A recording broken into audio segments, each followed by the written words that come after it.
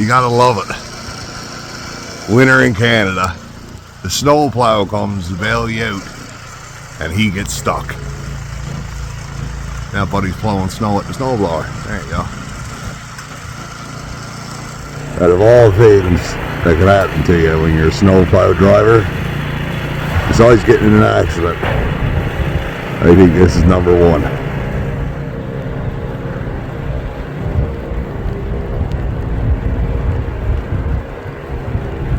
Is he going up that person's way? Oh, he's going to borrow their shovel.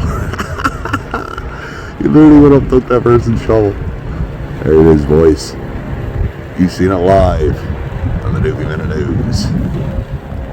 Shit, I should grab a shovel, go help. Alright.